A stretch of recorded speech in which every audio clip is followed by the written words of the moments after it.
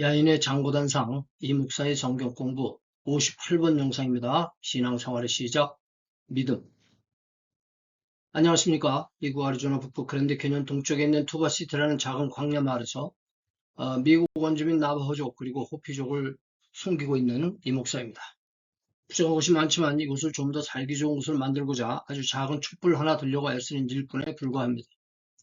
이번 영상이 58번 영상인데요. 좀 늦은 감이 있지만 기독교의 가장 중요한 교리에 대해서 생각해 보려고 합니다. 주제가 주제인만치 어떻게 얘기를 풀어나가야 할지 이게 나 스스로 생각하기는 비교적 간단하게 정리가 된 것 같은데 이에 관한 세간의 논란이 좀 복잡하지 않나 싶기도 하고 덩달아 조심스러운 생각이 드네요. 잠시 신앙생활의 큰 그림으로 돌아가서 이번 주제에 대한 윤곽을 좀 잡아보는 것이 좋을 것 같습니다. 예, 제가 이거 7번째 영상으로 제가 한번 소개를 드린 그 도표인데요. 예, 삼위 하나님 창조하시고 유지하시고 구원하시고 심판하시고 그리고 우리 그 성도의 신앙과 생활에 있어서 제가 이렇게 네 가지로 나눠봤어요. 진리, 제자 훈련, 삶, 하나님의 나라. 이게 네 기둥. 저는 이 기독교 신앙 생활의 네 기둥이다 이렇게 생각을 하는데 첫 번째 기둥란이 진리입니다. 진리에는 네 가지가 있는데 교리가 있고 윤리가 있고 공동체가 있고 예식이 있죠. 그래서 오늘은 이 교리에 관계된, 어떻게 보면 기독교의 가장 기초적인, 그 교리, 진리가 아니겠느냐, 이런 생각이 드네요. 그래서 요 대목, 교리에 대해서, 믿음에 대해서, 우리가 한번 생각을 해보려고 하는 것입니다. 얘기를 할 때 기독교의 제가 지금 금방 말씀드렸습니다만, 그 기독교의 교리는 믿음으로 구원을 얻는다는 것이 저는 기독교의 가장 중요한 교리라고 봅니다. 구원의 도리, 구원의 진리, 교리가 바로 믿음으로 구원을 얻는다. 그러니까 믿음이라는 단어와 구원이라는 이 두 단어가 가장 중요한 단어가 아니겠습니까? 여기서 구원이라고 우리가 말할 수 있고 또 새 생명으로 우리가 말할 수 있죠. 그렇다면 우리가 믿음으로 구원받는다는 얘기를 할 때는 어떤 전제가 있습니까? 우리가 구원받아야, 즉 구출되어야 할 형편에 처해 있었거나 아니면 현재 처해 있다는 것을 인정해야 한다는 것입니다. 그래야 우리 구원을 얘기를 하죠. 우리가 구원을 받아야 되는 그런 형편이죠.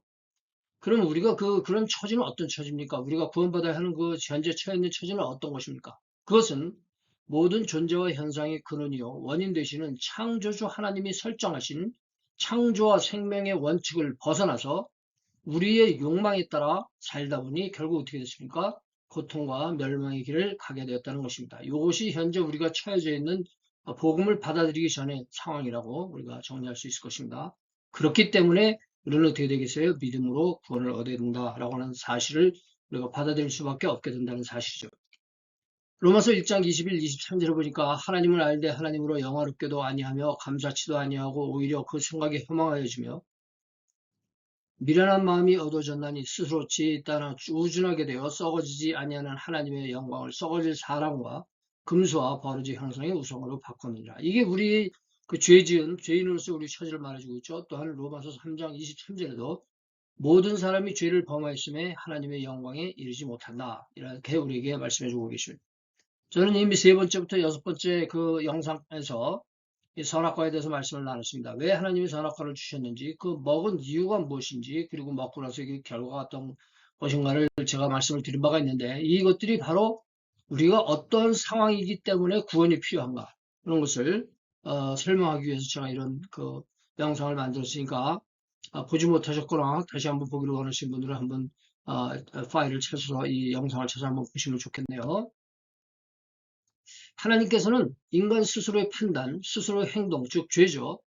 죄로 인해 스스로는 구원할 수 없는 죄인들을 구하시기 위해서 예수 그리스도를 주셨습니다. 그래서 하나님은 독생자 예수 그리스도를 우리에게 주셨다고 하는 사실이죠. 요한복음 3장 16절에 하나님이 세상을 이처럼 사랑하사 독생자를 주셨으니 이는 저를 믿는 자마다 멸망치 않고 영생을 얻게 하려 하심이라. 그래서 독생자를 주셨기 때문에 우리 로마서 3장 21, 22절에 보면은 이제는 율법 외에 하나님의 한 의가 나타났으니 율법과 선지자들에게 증거를 받은 것이라 곧 예수 그리스도를 믿음으로 말미암아 모든 믿는 자에게 미치는 하나님의 의인이 차별이 없느니라. 이것은 우리가 금방 읽은 요한복음 3장 16절은 요한이 우리에게 전해주는 예수님의 말씀이고, 이 바울은 여기에서 그리스도를 믿는 믿음으로 말미암아 모든 믿는 자에게 미치는 하나님의 의다. 예, 우리에게 하나님의 의가 임했다 이런 사실이죠. 그래서 누구든지 창조주 하나님의 구원의 섭리이신 구원자 예수를 믿고 주님으로 따르면 그리스도 안에서 참 생명을 새롭게 살게 된다는 것입니다. 예, 이것이 바로 이런 걸 우리가 예수님 말씀을 통하자면 거듭남이죠. 충생, 거듭난다. 예, 영어로는 born again이라고 하죠. 혹은 우리가 regeneration이라는 말도 쓰는데 새 생명으로 태어난다 이런 뜻이죠. 그래서 우리가 이렇게 주님을 믿고 따르면서 그리스도 안에서 새 생명을 살게 되는 것을 거듭남. 또 바울은 이것을 뭐라고 말했어요? 의롭다 하심. 우리가 금방 그 로마서 말씀을 봤습니다만 의롭다 하심. 그래서 우리가 칭의라는 말을 씁니다. 칭의, justification인데 이것은 정죄를 벗어난다 이렇게 말하고 있죠. 그래서 이 중생이라고는 거듭난다고 하는 것은 좀 더 상리적인 표현이고, 의롭다 하심은 좀 법적인 이런 표현인 이런 것 같은데, 결국은 우리가 새롭게 그 믿음으로 신앙생활을 시작하게 되는 그 과정을 설명하는 단어들이라고 생각합니다. 이렇게 즉 믿음으로 우리는 죄인의 신분에서 하나님의 자녀의 신분으로 바뀌게 되죠. 그래서 요한복음 1장 10절에 보니까 영접하는 자, 곧 그 이름을 믿는 자들에게는 하나님의 자녀가 되는 권세를 주셨다. 예, 그래서 이것이 그 하나님이 설정하신 구원의 도리고, 우리가 그것을 받아들이는 것이 뭐라 그랬어요? 믿음이라고 했습니다. 그래서 우리가 여기서 이 영상에서는 믿음을 우리가 어떻게 생각해야 될 것인가, 우리가 한번 좀 정리를 하고 넘어가는 게 좋을 것 같습니다.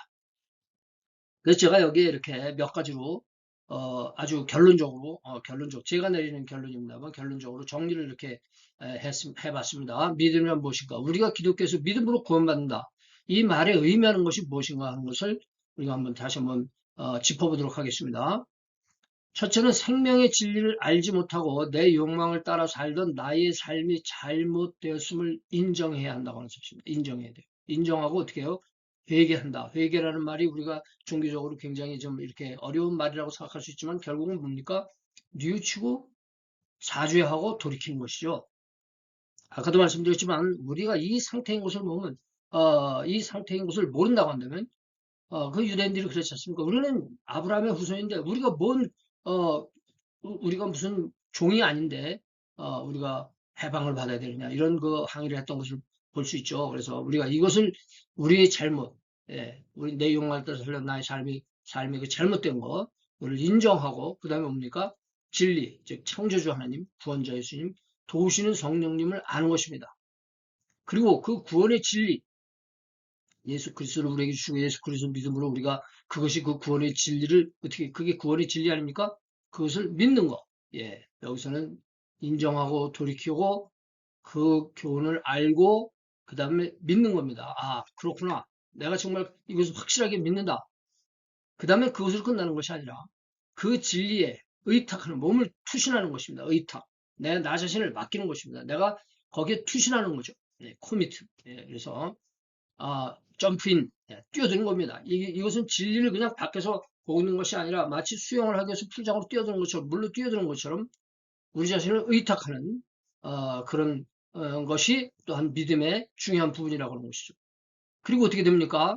우리가 이 진리를 알고 믿고 또 내 자신이 투신하고, 예, 그 다음에 어떻게 돼요? 진리를 계속적으로 따르는 것이 저는 우리에게 구원을 이루시는 그 믿음의 정체가 아니냐, 믿음의 생리가 아니냐.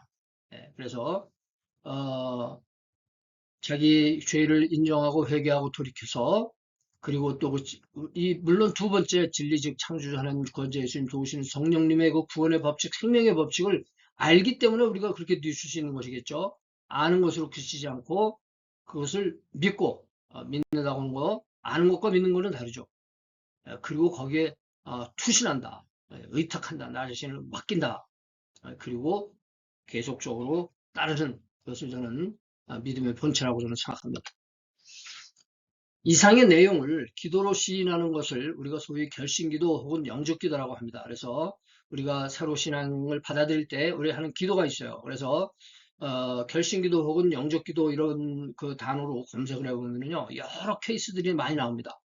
그리고 표현이 조금씩 다를 수도 있어요. 그러나 근본적인 것은 우리가 앞에 얘기한 그런 것들을 우리가 인정하고 시인하는, 입술로 시인하는 그런 기도 아니겠습니까?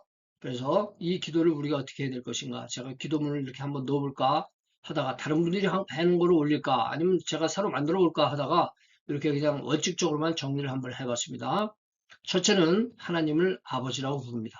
이 기도 가운데서 아버지라고 불러요. 하늘에 계신 우리 아버지요. 그래서 이것은 하나님과의 나와의 관계를 우리가 인정하는 거죠. 인정하고 그것을 향하는 우리의 마음을 표현하지 않습니까? 그래서 하나님을 아버지라 부르고 자신의 이전 생활을 뉘우치고 내가 지금 산 것은 하나님이 원치 않는 잘못된 삶이었습니다. 용서해 주십시오. 그 다음에 세 번째는 예수 그리스도를 구원자요. 주님으로 믿고 따르겠노라 고백하고, 예, 진리의 지식과 깨달음과 순종함에 있어서 어떻게 해요? 앞으로 내가 이렇게 주님을 믿고 따르겠다 할 때는 그 진리 지식과 깨달음과 순종함에 있어서 내가 계속적으로 잘하겠다. 내가 더 배우고 더 노력하고 더 잘하겠다라고 어떻게 해요? 다짐하고 이를 위해서 성령님의 도우심을 간구하고 그리고 모든 삶으로 하나님께 영광을 돌리겠습니다. 이렇게 다짐하면서 우리가 기도를 어떻게 마칩니까? 예수 그리스도의 이름으로 기도합니다. 아멘. 이렇게 기도를 마칩니다.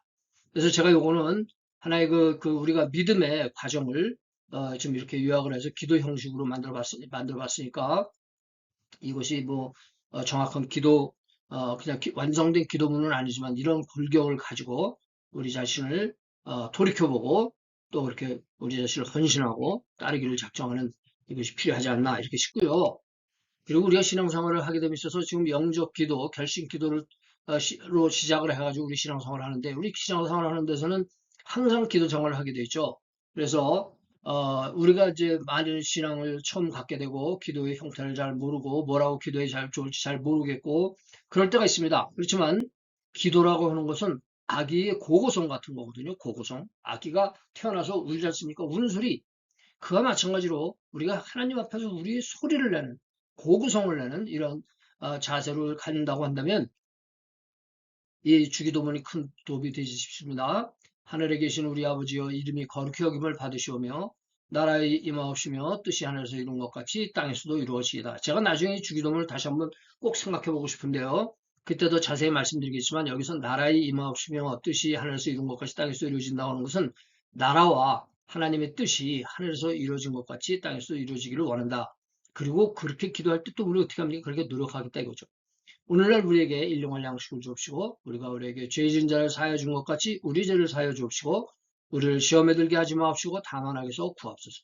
대개 나라와 권세와 영광이 아버지께 영원히 있습니다. 아멘. 예, 참 이 주기도문은요. 정말 우리에게 너무너무나 참 정말 가슴에 새기고 형식적으로 하는 것이 아니라 가슴에 새기고 정말 깊이 묵상하면서 전심을 다해서 이 기도를 할 때 이 기도의 그 의미가 더 드러나고 또 그것이 우리 삶의 구현이 될 수 있을 줄로 믿습니다. 자, 이 정도로 해서 일단 급한 대로 그 구원을 받는 믿음은 무엇이냐, 그 믿음의 과정은 어떤 것이 있느냐 이런 것을 제가 상당히 요약해서 짧게 이렇게 말씀을 드렸습니다. 그러나 현실적으로 믿음으로 구원받는 것에 대한 많은 궁금증들이 있어요. 예, 구원에 관계돼서 많은 궁금증들을 사람들이 갖고 있습니다. 어떤 사람들은 믿지 않는 사람 입장에서 이런 궁금증을 갖기도 하고 어떤 사람들은 믿지만 그래도 궁금해요. 그래서 이런 궁금증을 갖는 일들이 많이 있는 것 같아요. 그래서 어떻게 구원을 확신할 수 있을까? 왜냐하면 어떤 분들은 야, 내가 구원을 받았는지 안 받았는지 이런 상황이 들 수 있거든요. 그리고 언제 구원받았는지 어떤 사람들이 혹시 물어보기도 해. 당신은 언제 구원받았습니까? 이렇게 물어보는 경우도 있어요. 근데 그것에 대답하지 못하는 경우도 또 많이 있습니다. 그래서 내가 정말 저 사람들이 나에게 이런 질문을 할 때 대답을 내가 빨리 확실하게 못하는데 그럼 나는 구원받지 못한 것인가? 이런 생각을 할 수도 있거든요. 그 다음에 또 한 번 받은 구원은 영원한 것인가? 예, 이런 것도 우리가 믿는 사람이건 안 믿는 사람이건 많은 이 생각을 하게 하는 이런 질문이 아닐 수 없고요. 그 다음에는 다른 사람들은 구원을 받았을까? 예, 저 사람은 저렇게 사는데 구원 받았을까?